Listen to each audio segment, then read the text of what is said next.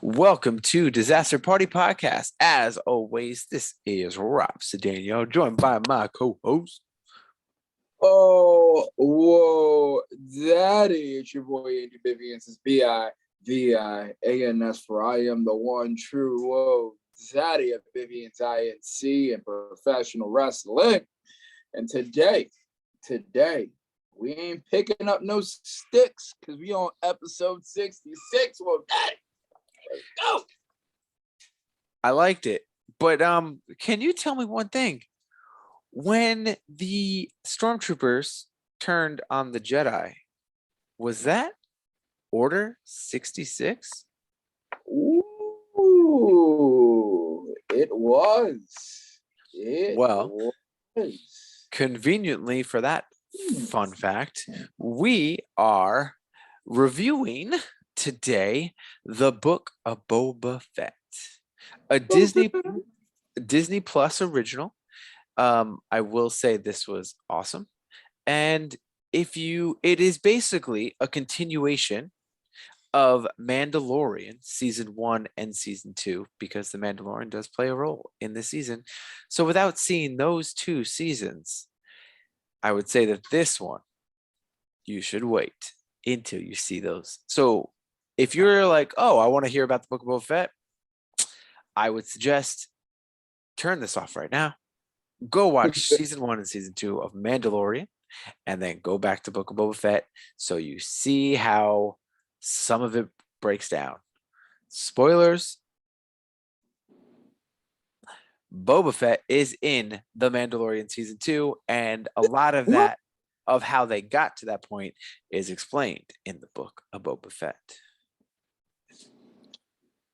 This show was awesome and weird all at the same time. I thought it was awesome. Here's why I say that. Okay. And I'll jump ahead because in this word, it jumps all over the place. I feel like at a certain point, it went from Book of Boba Fett to Mandalorian Part 2.5. I agree. Back into the Book of Mandalorian Boba Fett. I think they needed it, though, to explain some of it, and they had to make it work. Unfortunately, it did kind of consume 2 episodes of Mandalorian. We will get into that. But before we do that, I just want to say, last week we had a great, a great number on our Creeps, our cold-blooded Creeps episode. So those, any new listeners that tuned in because of that, thank you so much. Again, welcome back. I'll say this now before the end. I'll say, just remember to like, share, rate, review, comment, and subscribe to Disaster Party Podcast on all social media platforms, including YouTube. Go to any and all podcast apps and give us a good rating, because it does help us show up in the algorithm. But again, today's episode, we will be discussing the Book of Boba Fett / Mandalorian season 2.5 / Book of Boba Fett / Mandalorian / Book of Mandalorian Boba Fett. Yeah. So, Andy, before we jump in, anything? How have you been? Like, how since last week? I know there was a lot in last week's episode. Did any of that kind of be like, whoa, that's interesting, I go grab one? Or, did you wrestle any shows this week or anything like that? It's stuck. I'm definitely looking more into it, and I'm definitely going to partake because it definitely caught my interest, especially as somebody who had no idea on what it was. You completely sold me. I was supposed to wrestle this week, but it got canceled due to snow, stupid snow, and ice. Hate you. But time moves on. We get a new date. Nice. And yeah. What about you, man? So for the Creeps one, the mystery box that we spun last week, that ended today at 2:30. Okay. Season 2 starts in 2 weeks, and they're apparently announcing a big partnership tomorrow at 2:30. No, at 12:30. I think it's 12:30. They're announcing a huge partnership that it said it's going to change the trajectory of the NFT. So I'm excited about that. Other than that, my brother, who has been living in Japan for the last 8 years, moved back on Friday. So yeah, I picked him up in the snow. Again, we live in New York, so there was a nice snowstorm overnight from Thursday to Friday. So I had to drive about 2.5 hours normally without snow to go pick him up, and it took more than 2.5 hours due to the snow. Yeah, and he got to meet Banks for the first time, and got to meet Taylor for the first time. It was cool, man. Yeah. So, and I haven't seen him in 5 years since I went to Japan to visit him, but he's been out there for 8 years, and so I've only seen him for maybe 15 days in the last 8 years. Wait, hold on. It's been 5 years since you've been to Japan? Yeah. Oh, just about 5 years. Yeah. It's been that long? It's weird, right? That's crazy, because I remember you telling me you were going to Wrestle Kingdom. Yep. I can't believe it's been 5 years. Yeah, it was right before me and Taylor started dating. We're together for about just 5 years. That's crazy. Time flies. Oh yeah, definitely. So yeah, that's interesting.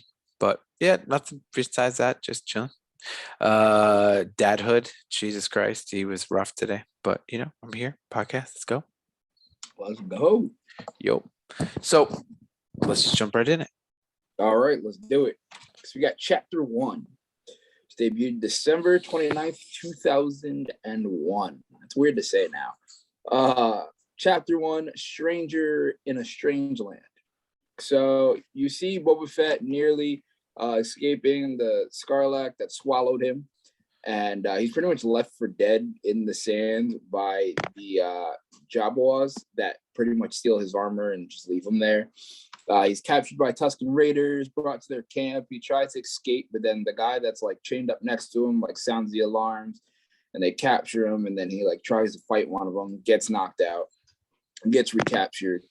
And then it switches to present time, where they are sitting in what used to be Jabba the Hutt's chair, and is now his chair on Tatooine, and they're pretty much like receiving tribute. So like they're receiving payment for the locals. They're showing their respects to their new king, so to speak.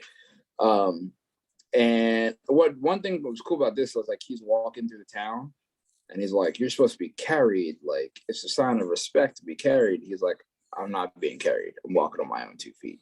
Yeah.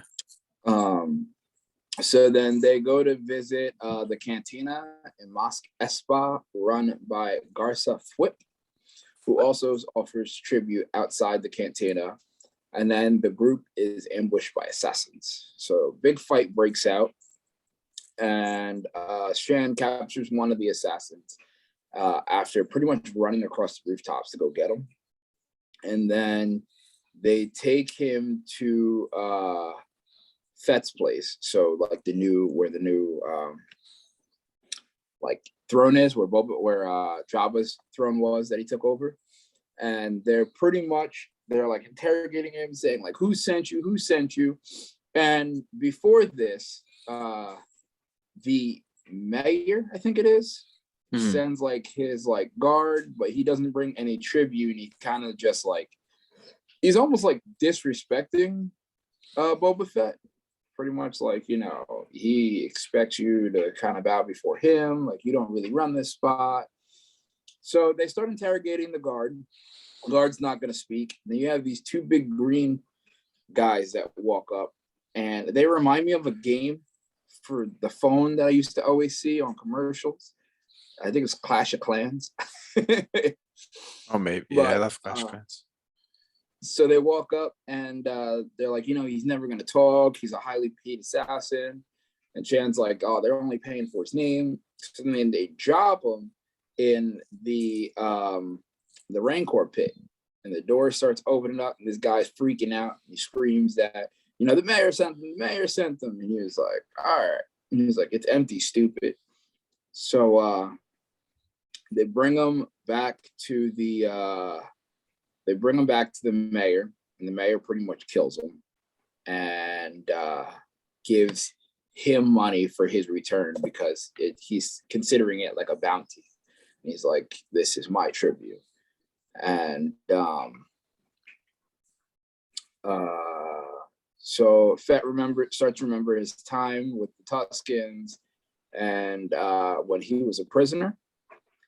And they were kind of working outside and they're attacked by this like giant creature. And Fett takes the chains that was on him and the prisoners and kind of wraps it around the creature's neck and kind of chokes him and kills him. And that's actually a callback to how Princess Leia killed Jabba as she wrapped the chains around her as a prisoner and choked him out. And then once they brought back the head, the Tuscan kid told their leader about what happened, and they kind of gave him the sign of the nod as like they accepted him. And that is the end of episode 1. So there's so much in this episode. I'm just going to touch on the things that I really liked about it. So one, if you haven't watched Parks and Rec, have you? No. Okay. So there is a scene in Parks and Recreation that this super nerdy guy in the town is doing a filibuster for the town. And he actually describes the front scene of this episode almost word by word.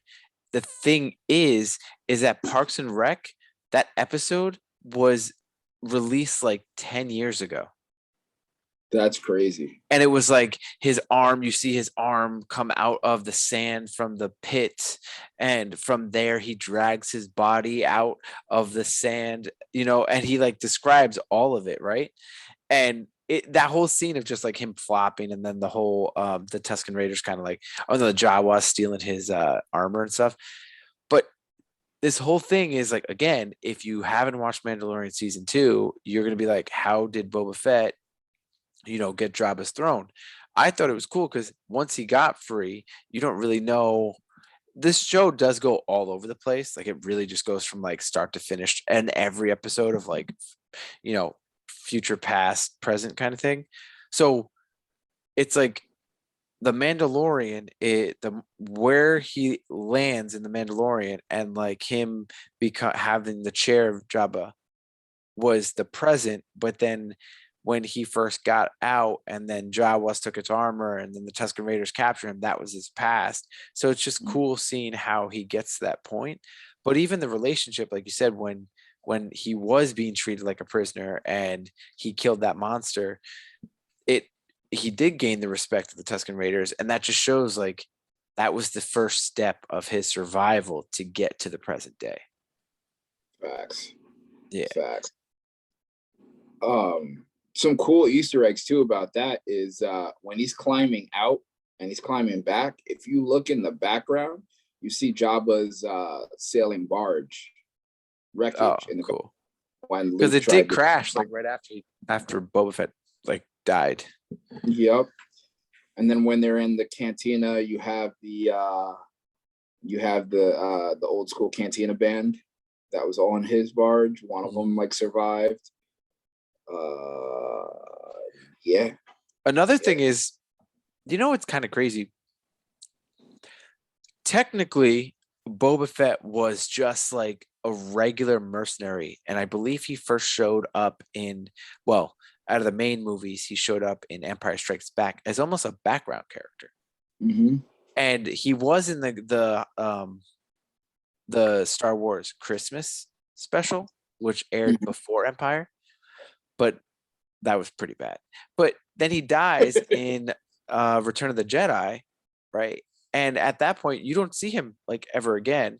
And then even the prequels is technically Jango Fett, but it's not Boba Fett. It's like his childhood story. It's just this mercenary, which was intended to just be a nobody, who you see die in Return of the Jedi, is now coming back. It's like in 2021. How wild is that? That's insane. And he's obviously not the same actor as the one who, played him in the Return of the Jedi, but he is the same actor that played him in the prequels, and he was Jango Fett. Oh, that's true. Yeah. That's true. So it's the That's same very actor. So it is cool that they even those movies were early 2000s. So yeah. Yeah, because that was all part of the prequels, wasn't it? yeah. Yeah, So that's it's dope. just yeah, it's just really cool. So here we have chapter 2, which came out January 5th, 2022, called The Tribes of Tattooee. So the mayor pretty much tells them like, oh, you haven't heard. You should probably go back to the cantina and talk to Fwip. So Boba Fett goes back and they find Fwip, and she was like, oh, you didn't know? The twins are coming back. They want to reclaim Jabba's throne for themselves. So the twins are pretty much, I want to say like Jabba's twins, I think. I don't think that they're his kids because they're the storyline of his kids is in the um Attack of the Clones cartoon, but I could be wrong. Either way, Okay. they look just like this a little bit smaller than Exactly like like, Jabba the Hutt. and they return, or they show up with their own black assassin Wookiee, which Yeah, I they thought do. was dope. And Yeah, apparently he's like huge in the cartoon comics. I think he was in the Darth Vader series when it came wow. out in comic.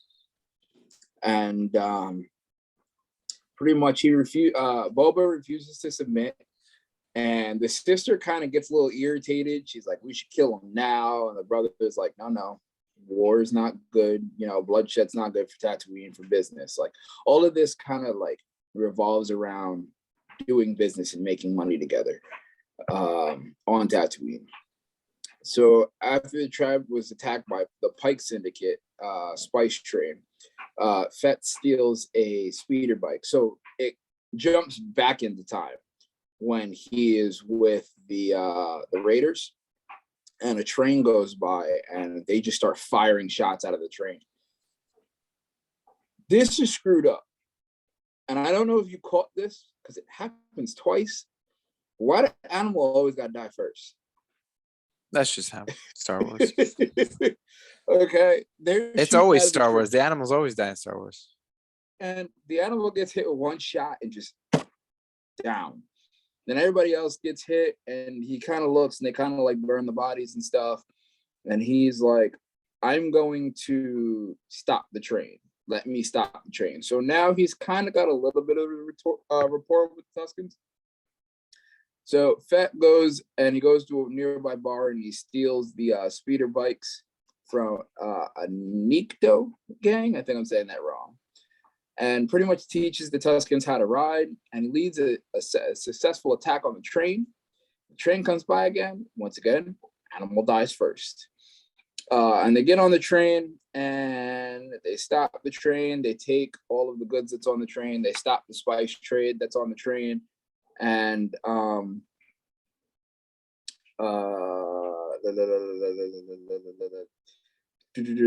left his out and warned that pretty much that the Pikes would survive, and they would have to pay a toll every time they enter Tuscan territory. So he's pretty much telling them, don't come back. You're not selling this here. And if you do, you're paying a toll every time you come in. And it's pretty much all going to go to the Tuscan tribe.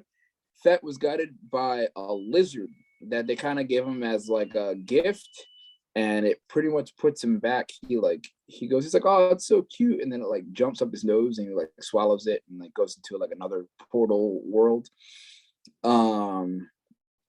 And he returned to his little like giraffe fighting stick, and then the tribe held a ceremony to accept him. So they kind of put him in like their garb, their robe, and their stuff like that.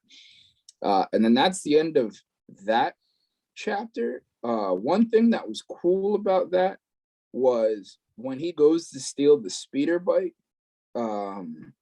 That is actually, let me see if I can find it in my notes. That's actually the spot so the two guys, there's a guy and a girl that's inside the little bar that they're at, where the one of the gang members takes his water and kind of drinks it. He's like, "That's not right," and the gang member goes to attack him, and then Fett saves him. The guy and the girl are supposed to be Luke's friend from when he was a child. Oh, that's cool. Yeah, because they never name him, but they insinuated that that's it. And the shot outside of the door in the beginning is a shot from the deleted scene from where is it? Empire Strikes Back. No, not Empire Strikes Back. New Hope. New Hope. Yeah. Yeah. Word. Yeah. That was cool. So yeah, I really like this episode because it came. So a couple reasons, like obviously seeing I think his name is Curse Sentin, the Black Wookiee, like he just looked like he's gonna fuck you up. You know what I'm saying? Like that was cool. It was also cool to see I guess the Jabba twins, if you want to call them. But this kind of starts showing that okay, the mayor doesn't seem like he is, like he doesn't seem like he's telling the truth. And then okay, you kind of got a he said she said here, and then you got the the Jabbas that are adding some a little bit of trouble with the Wookiee. And so I think one thing we're missing is Boba Fett has this thing called the Bacta tank, and it's basically something he sleeps in, and it's like a pool. It's like he sleeps in water and it heals his body. And it seems like every time he goes into the Bacta tent, he remembers his past, and kind of like basically it's like his past is a dreamscape of him in the Bacta tank, right? But one thing I liked about this past flashback, I guess, is a lot of the times, or most of the time, the Tuscan Raiders are always looked at as villains and how they're killing people and how they're bad. But in this, they show us that they actually do have compassion and they can work together, and it's not just like they see you and they attack you kind of thing.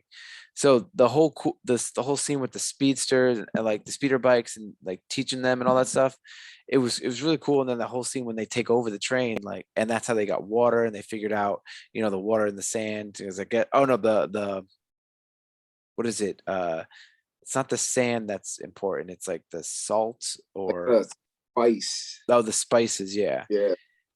So it's cool to see how that's what they were after, and figure out a little bit what's driving this force. And then it's cool how, again, the ceremony that they did finally accept Boba Fett as one of their own. And again, he's doing all this without his armor. He's basically, at this point, he's wearing Tuscan armor and using Tuscan weapons. Yeah, I thought that was kind of cool. And it was cool to see them kind of transition him into that. Like, they found him, he was the slave, he was kind of like just himself, and then like how they kind of forged everything together, and like they made like the fighting stick for him. Yeah, which was kind of cool. The cryo chamber, the water chamber was cool too, because it was like he was almost bringing back memories as he was in it. Yeah, it's really cool. It does play a bigger role later, but yeah. Matter of fact, here we go. Chapter 3. Street of Mosque Espa. January 12th, 2022 is when it aired. So Fett was asked by watermonger Lothar Peel to punish a gang of cyborgs who were pretty much like stealing the water, claiming that the citizens of Tatooine.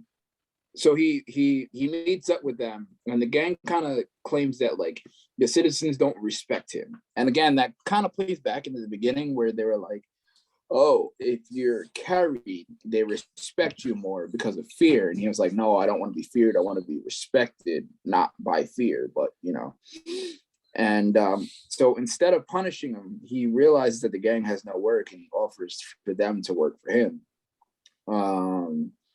And demands that Peel reduces his prices.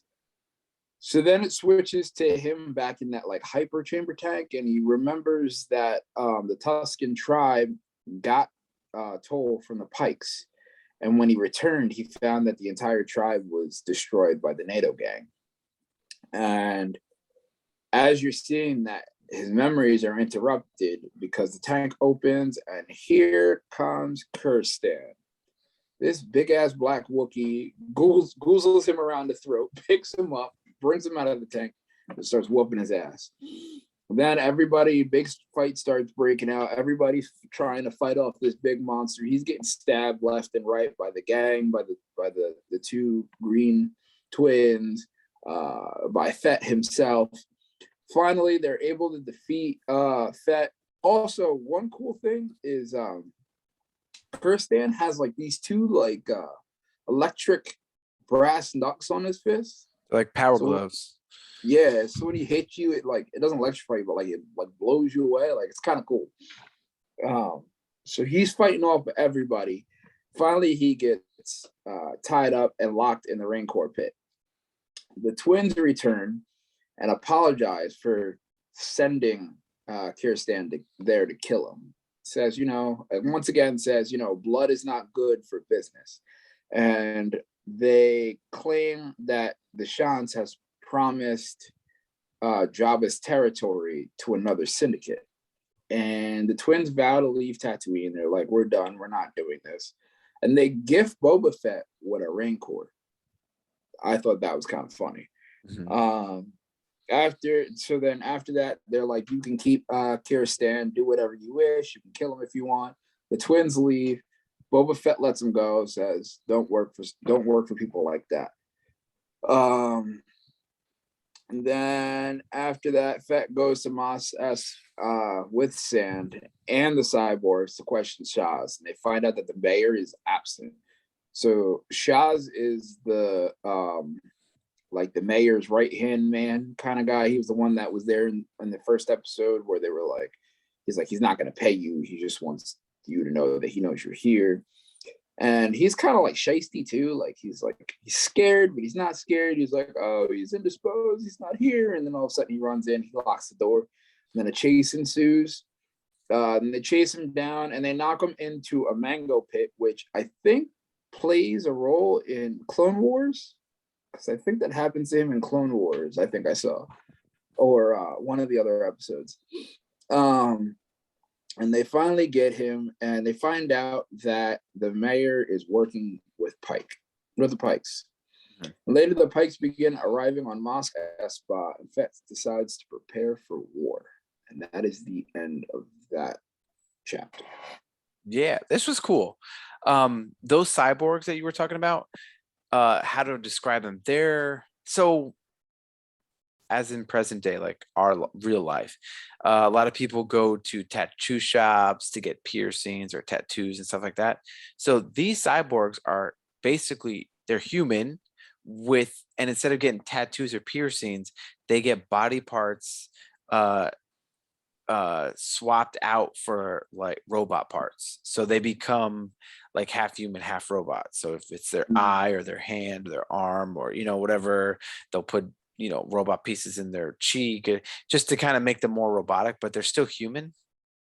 Okay. And so when Fett met them, he did hire them, and, because they were like, well, and they were kind of complaining that they didn't have any work and that's why they were stealing.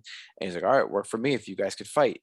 So I guess they never really implied that because they had cyborg pieces that they were able to fight. So I thought that was weird. I was like, okay, you're just hiring like teenagers who just have robot parts. Like they doesn't mean like a fight or not. And then the battle when the Wookiee came in and attacked Fett, because those cyborgs were working with Fett, they all attacked the Wookiee too. So it was Finnick, all the cyborg teenagers, which I believe there's 6, and then Fett at the same time. So that was kind of like a cool little, okay, this is what they would look like if they had to fight a big war kind of thing. Yeah. And then, so I always forget the actor's name. I know his first name is Danny or Dan. Danny Trejo. Danny Trejo was the guy who the Rancor trainer was when the Fetts left the Rancor for Boba Fett. Danny was the Rancor trainer, and he stayed with them the whole time. But the cool thing, I believe in this one, is at the end of this one is when they go into the Rancor pit and they bring it in there, right? Yeah, and he's like, why is he so quiet? And then Trey's like, yeah. oh, impressed. So, because the Rancor had something on its eyes because I guess when a Rancor sees its owner, it imprints on them, or like the first person it sees, it imprints on them. So they blindfolded it so that it could imprint on Boba Fett. And the reason why I even mention all that is because Boba Fett, while he's like petting the Rancor, because the Rancor imprints on him and doesn't attack him, he says, "Can I ride it? I want to learn how to ride a Rancor." It's a nod to the witches. It's a nod to later. Definitely a nod to the witches who wrote it in the comic, I think. And I didn't get the whole imprinting thing. I completely missed that. I just thought he learned, but that makes sense. Yep. So now we go to chapter 4, The Gathering Storm, which appeared January 19th, 2022.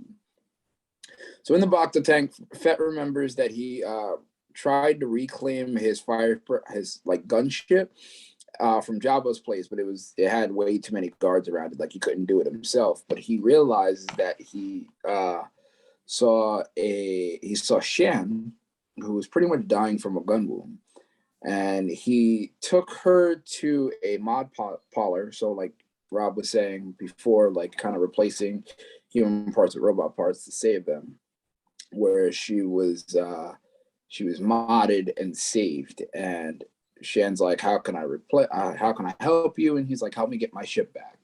And she was like, okay. So they break into the palace that is now ruled by Bib Fortuna. And after fighting the guards and retrieving Fett's ship, Sand decides to stay with him. She's like, you know what? I'll take the ride with you.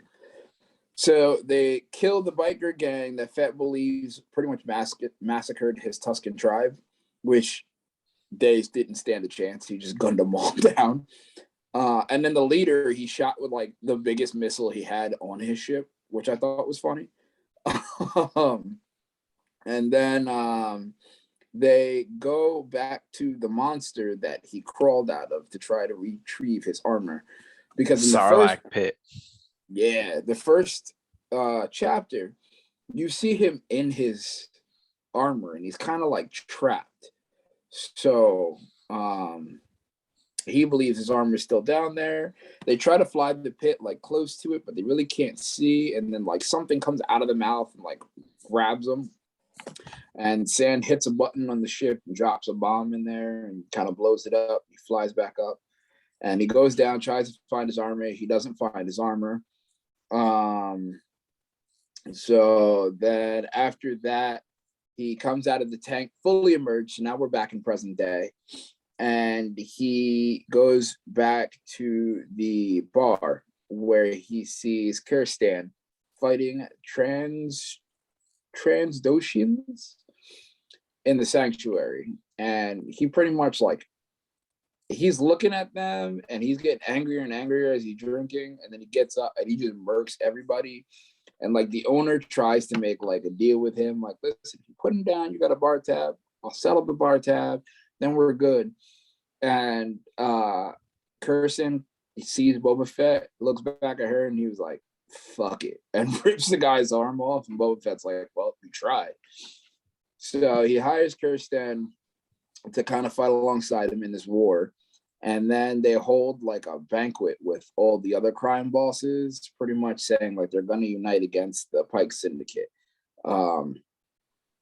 And Fett convinces them to, listen, like if worse comes to worse, don't join them. Stay neutral.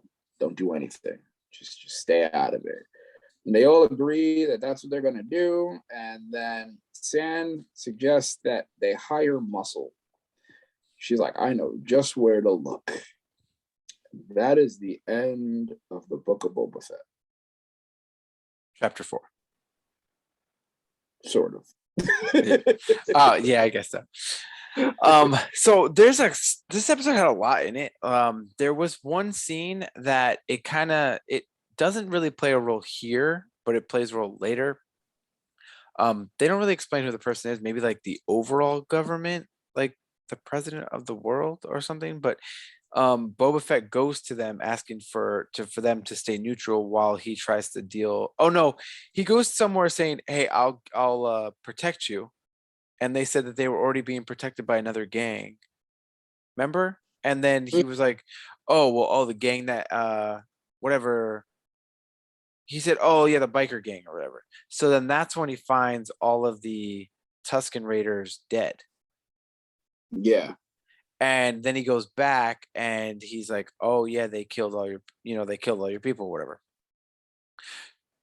So that's when he finds, Fennec and helps fix her up. But the funny thing is that when they went to go get his ship, there was a whole scene in that kitchen with the little speedy robot, and it was trying to make noise and like set the alarm, and he's like chasing him down in the kitchen and stuff. I thought that was funny.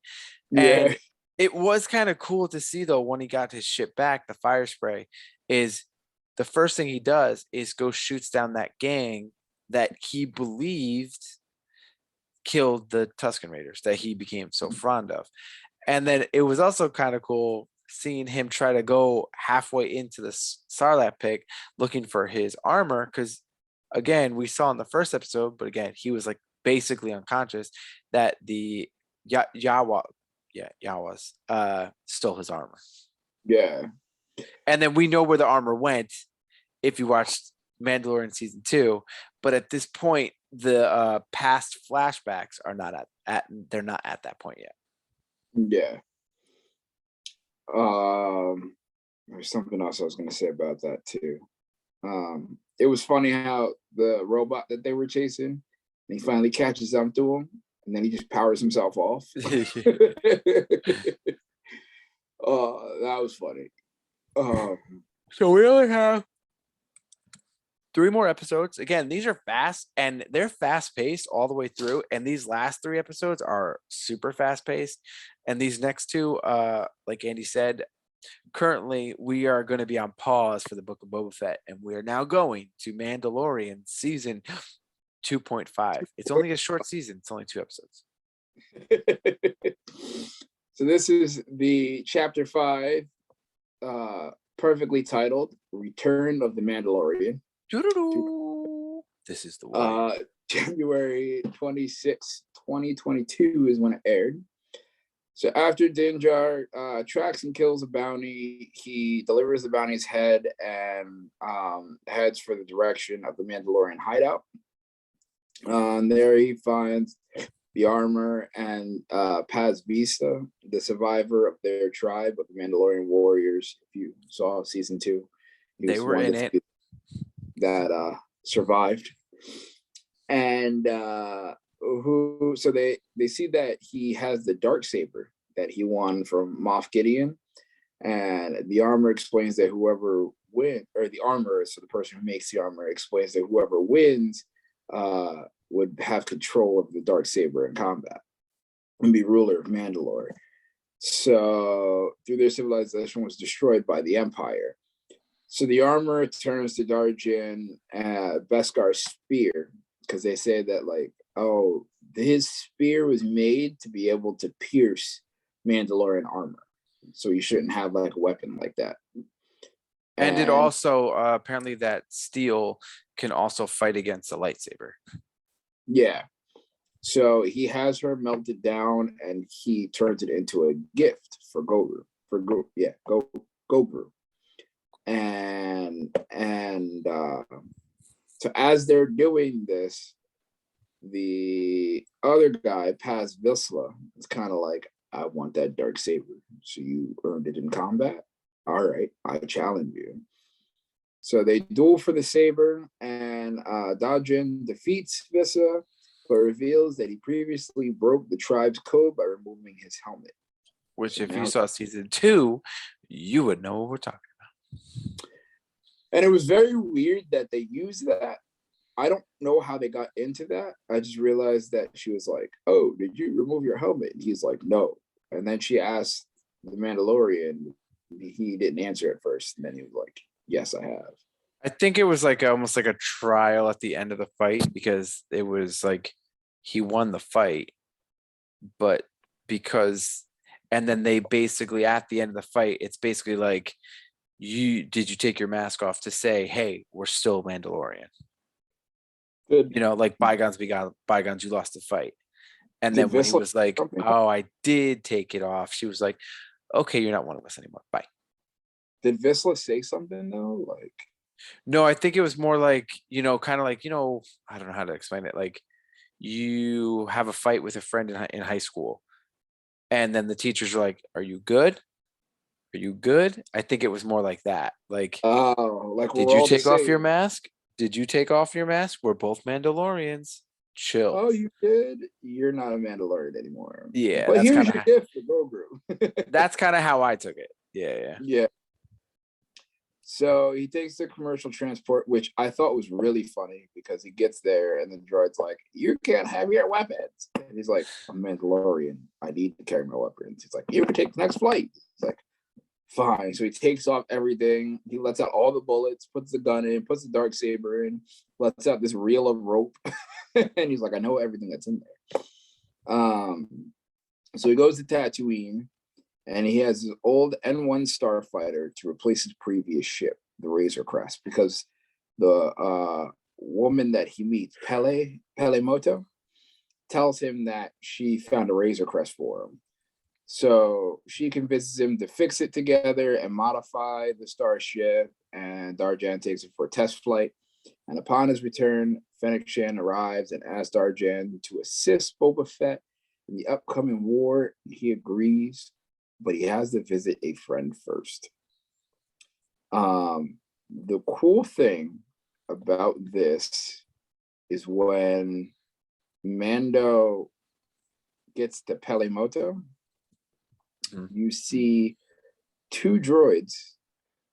Is it this part? I think it's this. No, I'm sorry. This is the beginning.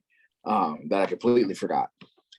The butler that's helping Boba Fett, the droid butler, was a droid torturer in The Last Jedi. Interesting. Or Return of the Jedi. It was Interesting. 8D8. And he's now that's some good eye right there. Yeah. Yeah. I like this whole scene though, because it was like the Razor Crest it looked like a bucket of bolts, as they say. And he was like, I don't know if I want this. And she's like, well, okay, we'll get you another. And then she was like, just help me fix it. And they explained that this was a flight, like a spaceship from like the prequels. It was for like I guess, political people, and it's supposed to be fast. So it's like a getaway vehicle. But they had, if you remember the prequels, it had one of those bases, those circle bases that it had to like go in to then go fast. And they made it that it didn't need to do that. So when he went for a test drive, did you catch this one though? You probably did catch this. When he went to go do a test drive, he flew out of planet and then went to go back into planet, and he got stopped by two X-Wings. And one of the X-Wings was the guy from Kim's Convenience who Mandalorian saved from those spiders in season 2, I believe. Yep. And he was like, are you the Mandalorian? He's like, nope, I am a different person. And he's like, can we ask you some questions then? And he was like, and then he put on like hyperdrive or whatever. He made the ship go really fast. And then also, the other X-Wing fighter was like, do we report this? And then the guy from Kim's Convenience is like, do you want to go down and do the paperwork? He's like, nah, you're right. He's like, yeah, let's go. Yeah, let's get out of here. So it's funny because, and I realized that I was wrong, I think, but the Razor Crest, or the new one that they built, I thought was a speed racer from episode 1. Oh no, no. Also, I could see how you got there because he basically took it through the speed race track, through the yep. mountains, through the spins, and did all that. But then he like launched it up into space. So when I was younger, that was one of my favorite computer games was Star Wars Pod Racer. Dude, that was for N64 too, and I played that all the time. Oh, good. So good. So good. So when he went through like the sand dune, I was like, I know this track. That's the Tatooine level. But yeah, so that was cool. I also thought it was cool when Finnick talked to Mando and she offered him money, and he was like, "Nope, I will not take the money. I'm going to do him this favor." And it was it's funny because Mando locked her in like a cell or like the security holding, and she was outside just chilling on the roof, like, hey, no, I'm actually right here. Yeah. All right. This next episode was cool. Yeah. So this is chapter 6. From the desert comes a stranger, which appeared February 2nd, 2022 to 222. 2222. 2222. So Cobb Vanth, Marshal of Tatooine's now Freetown, formerly known as Mos Pelgo, confronts confronts and shoots Pike Spice Runners. Darjan flies to a forest woods where he goes to visit Grogu. Yeah, that's Mando. So Mando goes and he talks to the marshal, pretty much stating like, hey, we need help. No, I'm sorry. I'm jumping ahead. So in season 2, there Cobb Vanth is the sheriff in Mos Pelgo. If you saw season 2, you know who this character is. He makes a return here. Okay. So I mixed this chapter and the next one. Yeah, because I think what you're talking about happens either at the end of this episode or the beginning of the next episode. I think it's it's the end of this episode. Yeah. So then Cobb Vanth, he sees Pike Spice Runners, and he kind of is telling them like, yo, leave the spice, lock up whatever you get out of here. He shoots 2 out of 3 of them, and then they leave.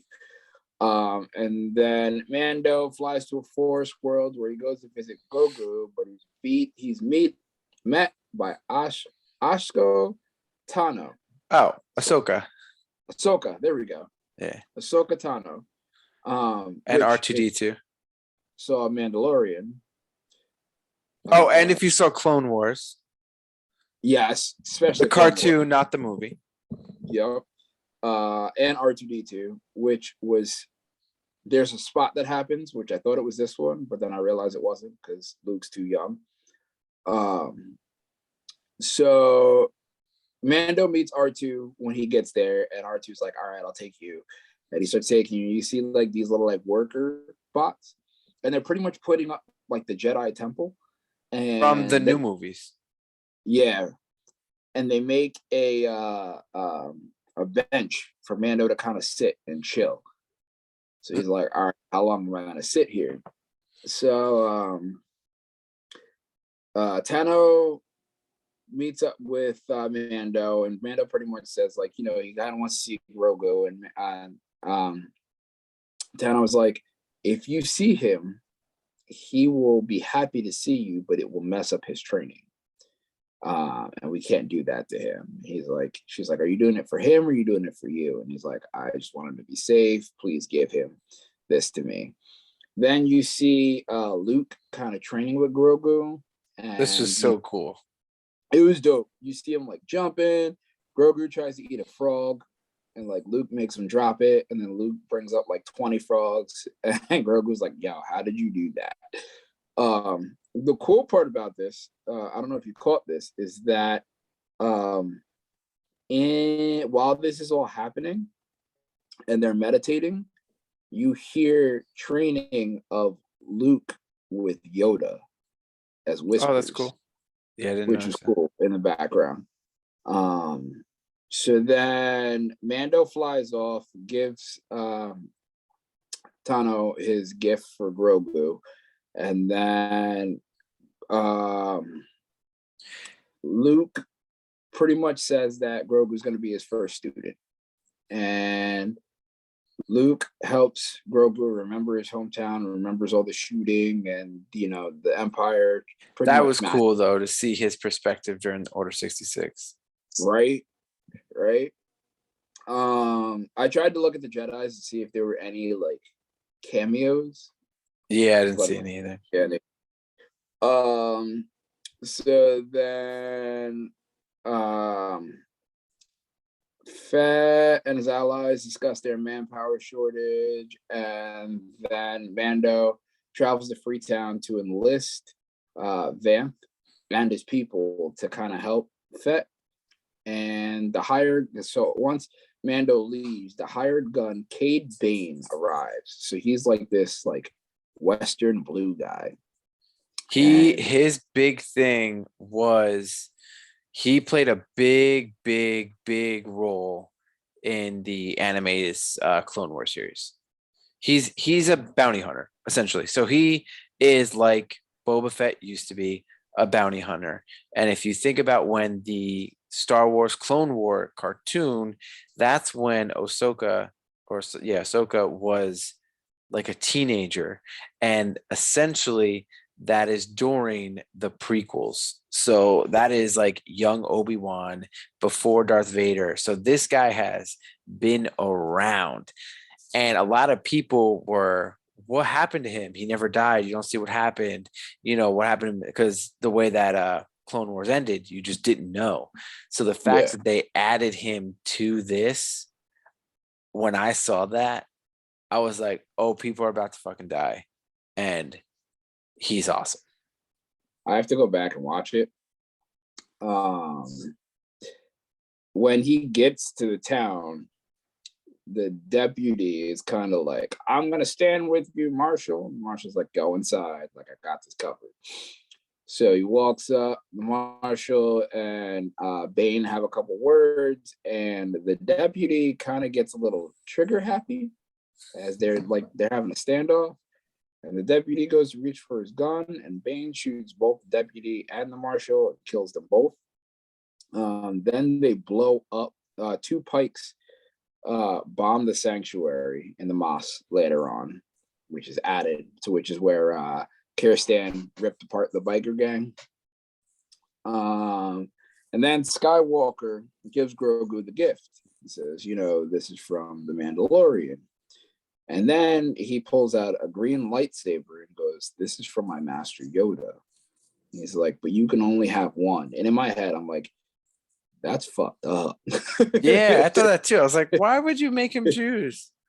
So just give him both. He could have a lightsaber and still have armor on. Right? But I get what he was doing, because he wasn't training at his full potential because he missed Mando.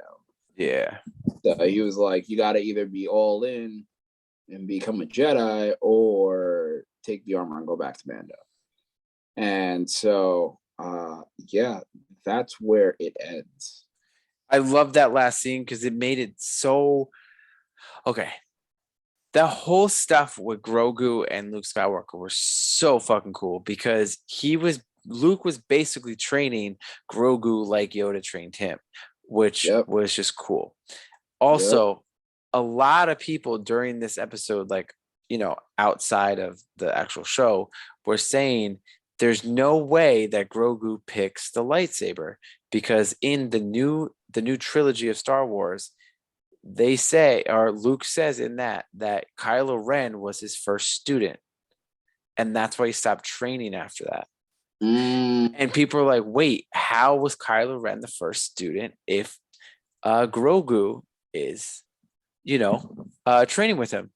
So that was cool. But it was cool, they had like that little robot, that little flying that shot like the stun gun on him, and you could see like Grogu jumping through like over rocks and like spinning and dodging it, and then like I was like, man, they're training, this is so badass.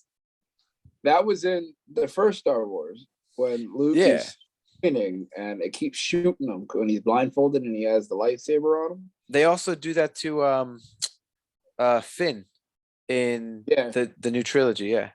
yeah. So I thought that was cool, and seeing Grogu kind of turn into like a little mini badass was kind of cool too.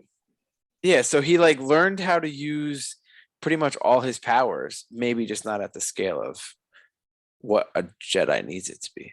But he still Yeah, has force capabilities. But again, if you look at it, Ahsoka, because even Luke was talking to her, and he's like, he said something like, "Am I going to see you again?" And she goes, "If something like if the winds lead our way," or some bullshit like that.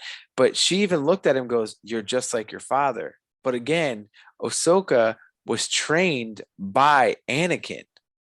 yep, So the fact that like Ahsoka was trained by Anakin, and now you see Luke all grown up after he defeated the Empire, and that was something that Ahsoka and Anakin used to talk about all the time about stopping the Empire, and then his son did it. I think that's really cool. Another thing about an Ahsoka that I don't know if I said in the Mandalorian season 2 review is that she is technically not a Jedi. yeah. She renounced her Jedi ship, or whatever you want to say, in Attack of the Clones, like the Clone Wars TV show, because they falsely accused her of murdering somebody, and she was like, "I didn't do it," and she's like, I'm not being a part of this if you guys are accusing me," and she never went back. So when Luke is like, "Hey, can you help me train?" And even when Mando was like, "Oh, are you going to train him?" She was like, "No," because she doesn't believe in the Jedi Order. She believes in the Force, but not the strictness of the Jedi Order. Yep. Yep. That's cool. And that also leads, because she is getting her own live action show. And I think it's really cool that one, she's getting her own show. And two, right here, she made contact with Luke. So that Ahsoka is still alive after Return of the Jedi. So maybe in Ahsoka's show, they'll actually kind of like what they're showing with Boba Fett, like what he went through. Maybe they'll show you where she has been through, New Hope, Empire Strikes Back, and Return of the Jedi. Also, she can appear in the new Obi-Wan series that's coming out soon, because technically the Obi-Wan series is taking place after the prequel trilogy, and it's when they're on Tatooine, and Obi-Wan is like kind of keeping Luke protected from afar. Oh, okay. So the Obi-Wan series is going to take place before Star Wars New Hope, while Mando and Boba Fett is taking place after Return of the Jedi. That's kind of cool. So Ahsoka could pop up then and have interactions with Obi-Wan Kenobi, and then you could be like, okay, she vanished for, Luke's a baby at that point in Obi-Wan. So she Yeah. flashed all the way to like 20 something years to the point after when Luke defeated the Empire. Yeah. Do you Crazy. think Luke was all CG? Oh, absolutely. Okay. I couldn't tell at certain points. Like certain It points I was could tell. really good. Yeah. Yeah. I think it helped though that Grogu is also CGI'd. Okay. So it's not like a non-CGI character next to a CGI character, because a lot of those you could be like, oh, that doesn't really work. Yeah. But the fact that he was next to Grogu, who was also CGI, I think that's what made it more believable. Okay. So let's get to chapter 7. The finale. In the Name of Honor. Appeared February 9th, 2022. So R2D2 flies Grogu, who has chosen the Mando's chainmail shirt to Mato's hanger. So fun fact about this one. Mato picks him up. It's like, oh, hey, how you doing? This is where R2D2 meets or reunites with one of the droids that I think used to be one of the droid torturers. because there's a ton of droids that's in there. I think every single droid from the movie is in like one shot, where it's like the plane, R2D2, and then everything else. But she picks up Grogu, and Grogu's like, oh, like he pretty much tells her like in his language, like, my name is Grogu. And she's like, Grogu? That's a terrible name. I'm not calling you that. Kind of a nod to like all the critics that were like, we're not calling him Grogu, it's Baby Yoda. Yeah. So It's funny because R2D2 was making beepy noise, and she was like, stop it. Stop it. I don't care if you're in a rush. I haven't seen this little baby. Let's get him some food. Stop trying to rush him. I was like, oh, so Bane and Pike confront Fett and Shan and Mando outside the remains of the sanctuary, where Bane reveals that Pike killed Fett's Tuscan tribe and framed the oh, we're jumping one big thing. One big thing. The Pikes went to that bar that that they found the Black Wookiee beating somebody up who tried to like this bar that Boba Fett has gone into many times in the series, and these Pike people went into the bar, left a suitcase on the table, walked out, and blew it up. Yep. So this is when Boba Fett and the crew end up going to the remains of the sanctuary. That's what it was called. So this building is just empty, just dead bodies, just empty. And they're discussing on where they should go. Should they go back to Fett's hideout because it was safe, or should they stay there and fight? And the cyborg teenagers were basically like, we're staying here. Even if you go back to your hideout, we're staying here. We're staying and fighting. This is our town. And then Boba Fett and all of them decide to stay with them. And then that's when what's his face? Bane starts walking up. Yeah. Throughout the thing. And this part is actually kind of cool. Because I was looking this up because I wanted to see if I could find some more Easter eggs. And Bane tells Boba Fett that the Pikes killed Fett's Tuscan tribe and framed the biker gang. And after he says that, there's kind of like a small stare down, and Bane is like, you know it's true. You believe in your heart it's true. And that comes from a line from Vader when Vader's talking to Luke. And he pretty much tells him, like, Luke, I am your father. And he goes, search your feelings. You know it to be true. So it's kind of like a little nod to Vader.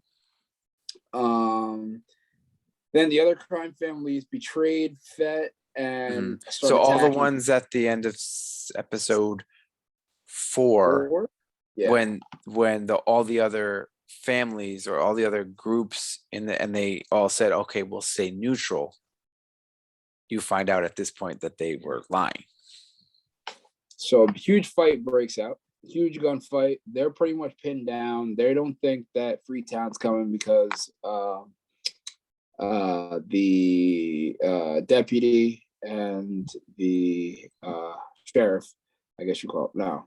Because Bane told them, he's like, Freetown's not coming. I killed their mayor, or I killed their sheriff. Yeah. But then Freetown shows up with a big giant ship but full of people, and they're like, we're fighting for you. Our planet needs this. Then a big fight breaks out.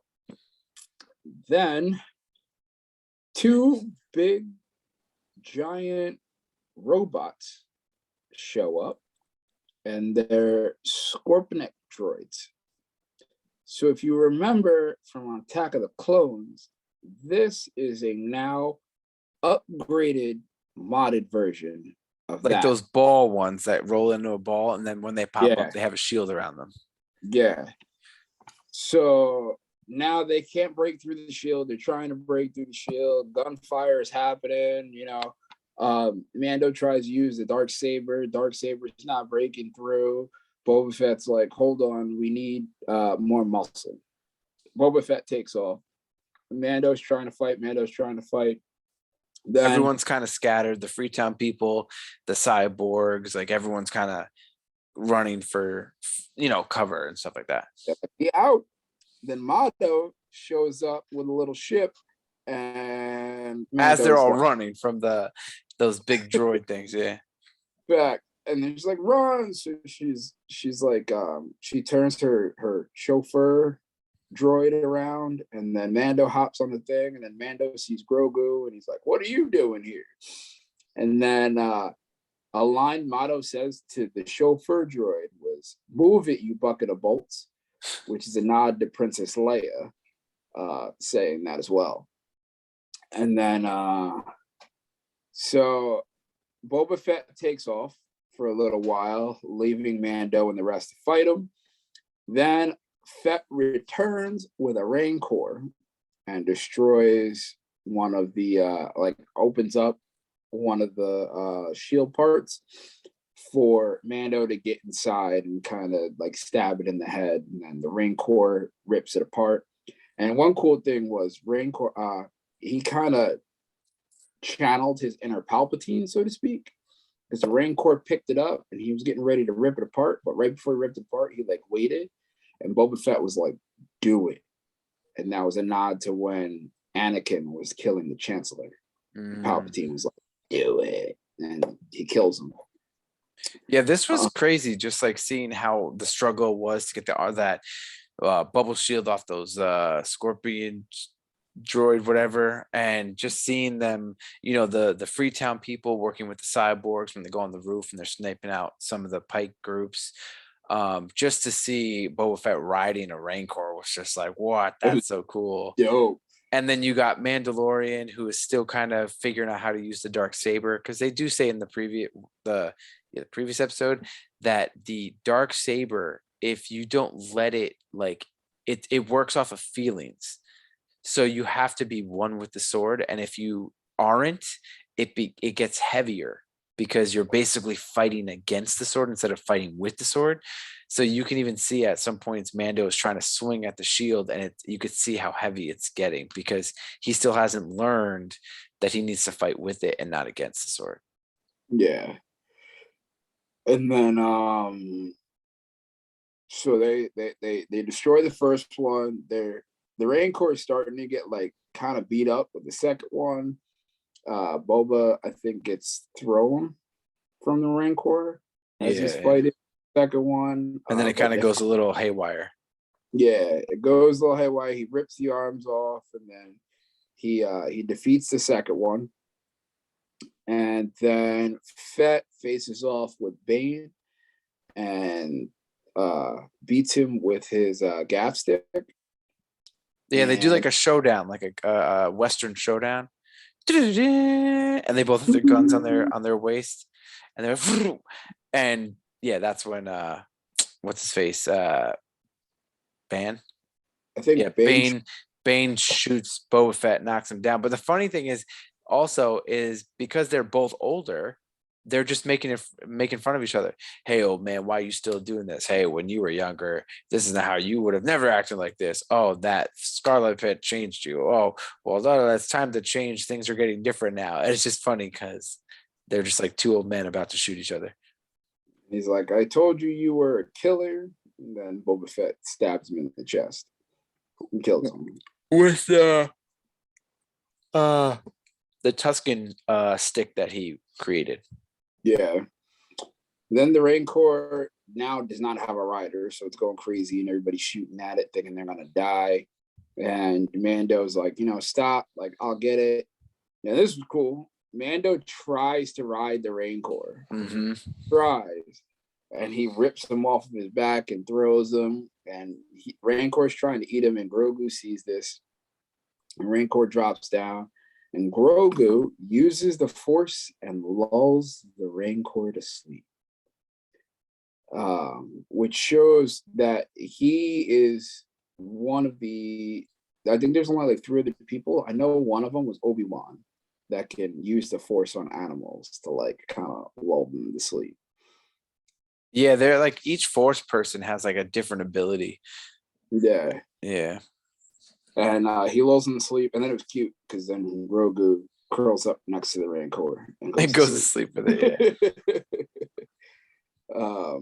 But then after that, Mos Fennec. Eisley. Yeah, that's when Fennec finds the evil boss leaders. Oh, that's right.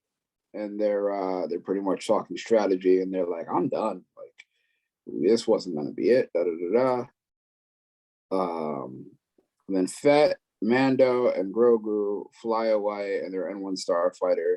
Oh no, no, Uh, Fett doesn't.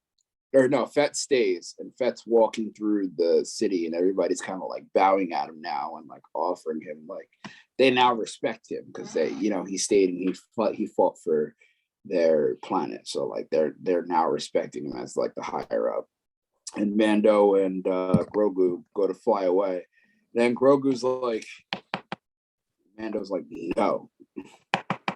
Mando's like, no. And then Grogu just starts like annoyingly starts tapping on the window. It's like, fine. And he hits the like the NOS. Oh yeah, to go fast. Shoot out into space. And then that's how it ends. But then Vanth,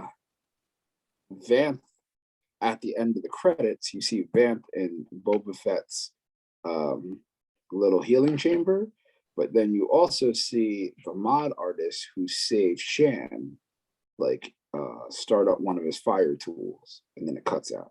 So The same one, the same guy too. Yep. Yeah. Yep. So yeah, it's so cool though. Like just with all of that happening right there, you see that Tatooine seems to be in a better place, but we know that it doesn't stay that way for too long. Mm-hmm. That's where Rey's found, right, on Tatooine. Yeah. Then you see Mando and Grogu go head off. So right now you're like, okay, that's Mando season 3, like real season 3, not Mando season 2.5. And then, like you said, Vanth, who is the sheriff of Freetown, clearly he survived, and now he's going to get repaired with whatever cyborg parts. So who is he going to play a role in? Is he going to be a part of Boba Fett season 2, if there is a Boba Fett season 2, or is he going to play a part in Mando season 3, or is he's just okay? He's still alive. Like you don't really know. He might be in Boba Fett or Mando season 3. Yeah, it's just there's a lot of things that are up in the air, and I kind of like it because it leaves everything satisfying, but also like, oh, I can't wait to see what happens next.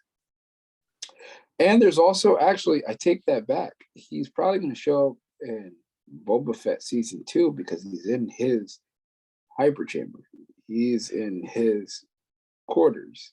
But at this point, you don't even know because Mando is in 2 episodes of this, so he could be in That's true. he could be an episode of Boba, he could be an episode of Mando. That's Both. true. And I just still like to think that this is after Return of the Jedi, and if my timelines are correct, I believe the new trilogy is 20 or 30 years after Return of the Jedi. No, it can't be because maybe 20, maybe 20, I think it's maybe 20. 20. I think it's 20. So they have a lot of room to play with because even right now, Mando season 1 was after Return of the Jedi. So now we have 3 different series or 3 different seasons of 2 different shows after Return of the Jedi. So you kind of have to assume at least 1 or 2 years have gone by, if not more. Yeah. It could be 3 years or more. And clearly they're doing a Mando season 3, and clearly it seems like they're going to do a Book of Boba Fett. So how long are they going to keep these characters alive? Because none of them are in the new trilogy. Or it could be like Ahsoka, who was alive during the original and never showed her face. But she was also being trained by Anakin in the cartoon, but in the movies, she wasn't in the prequels at all. Yeah. Yeah. So I guess they could make it work either way.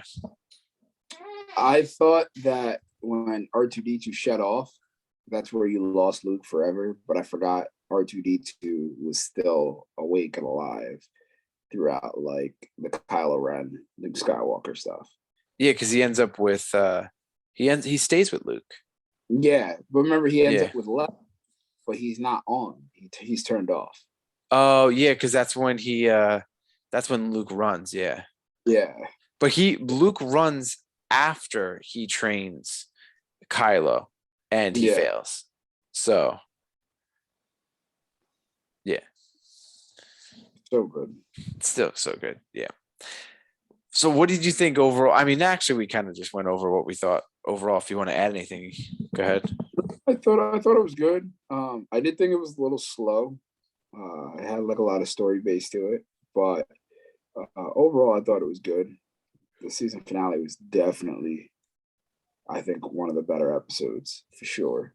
Mm-hmm. But yeah, I thought it was good overall. Definitely slow. The first 2 episodes were kind of slow, but it was setting up, and a lot of like the prequel stuff was interesting, but it wasn't like, wow, this is great.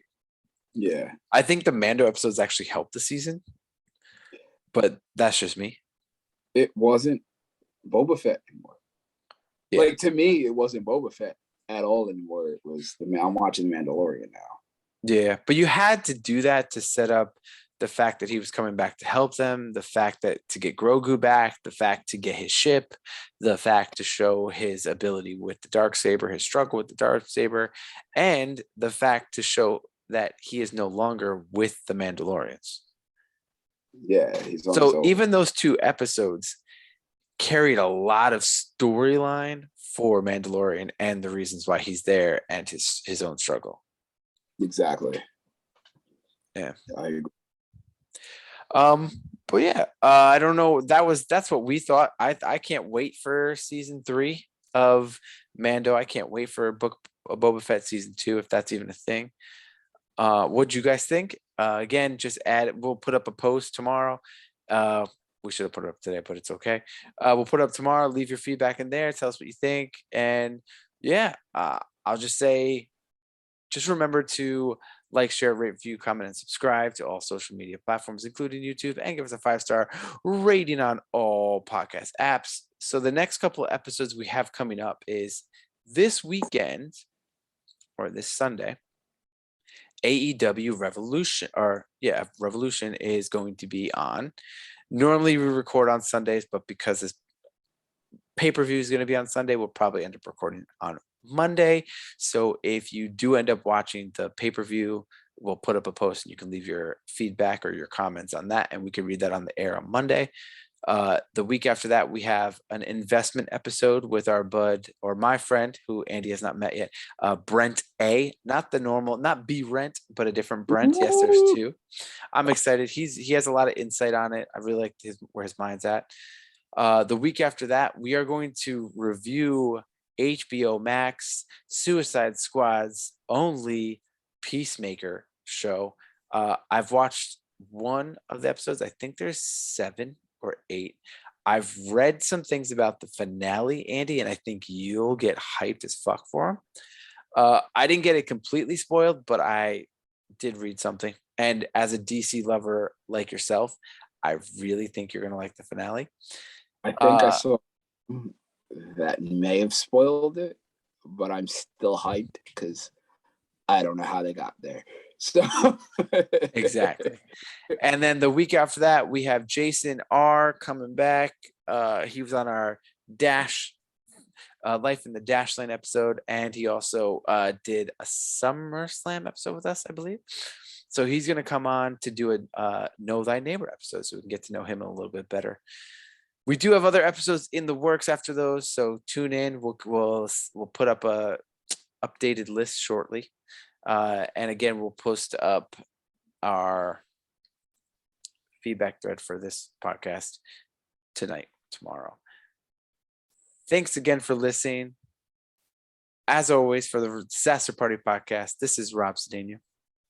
Oh, Daddy, it's Andy Vivians, and we are out. Bye.